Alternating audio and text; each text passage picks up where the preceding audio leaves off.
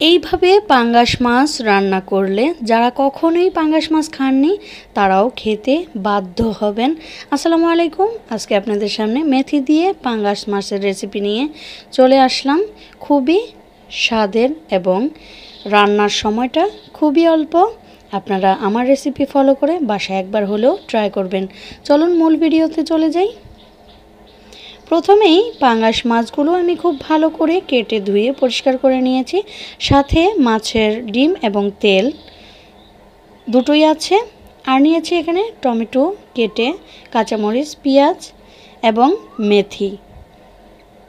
রান্নার মূল যে জিনিসটা সেটাই কিন্তু নিয়েছি। তো এবার মূল রান্না করে নিচ্ছি। কড়াইতে সাদা তেল দিয়ে দিলাম। তারপর দিয়ে দিচ্ছি হাফ চা চামচ কালো জিরে, হাফ চা চামচ মেথি দিয়ে ভালো করে ভেজে নিব। তারপর দিয়ে দিলাম পেঁয়াজ এবং কাঁচামরিচ। তারপর দিয়ে দিচ্ছি লবণ, হলুদের গুঁড়া, মরিচের গুঁড়া, ধনিয়া গুঁড়া, জিরা গুঁড়া। এবার দিয়ে দিব 1 কিউব আদা রসুন। আর দিয়ে দিচ্ছি কষানোর জন্য অল্প করে পানি, যাতে করে মশলাটা পুড়ে না যায়। এবার সবগুলো উপকরণ খুব ভালোভাবে কষিয়ে নিব। সবগুলো মশলা যখন কষানো হয়ে গেছে, এবার আমি টমেটোগুলো দিয়ে দিচ্ছি। টমেটোটা দেওয়ার পরও আমি 5 মিনিট কষিয়ে নিব, উপরে তেল ওঠা পর্যন্ত।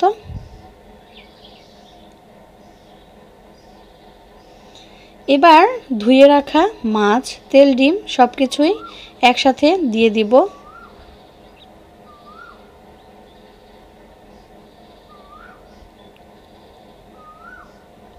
খুবই আলতোভাবে নেড়ে দিচ্ছি, না হয়তো ডিমগুলো একদম ভেঙে গলে যাবে। এবার আমি 5 মিনিট মতো মাছ সহ সব কিছু কষিয়ে নিব। কষানো হয়ে গেলে এখানে আমি ঝোলের জন্য পানি দিয়ে দিচ্ছি।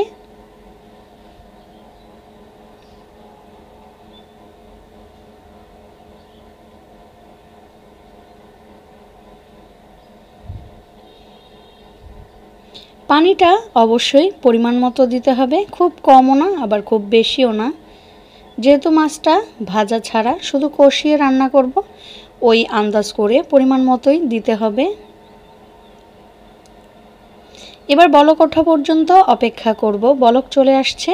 এবার ঢেকে আমি 10 মিনিটের মতো মাছটা রান্না করে নিব। ফিরে আসলাম 10 মিনিট পর।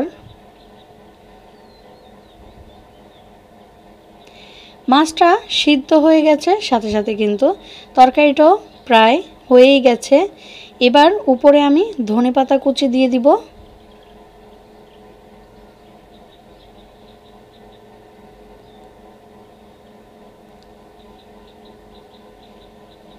ধনেপাতা দেওয়ার পর 2 থেকে 3 মিনিটের মতো রান্না করলেই কিন্তু রান্নাটা কমপ্লিট।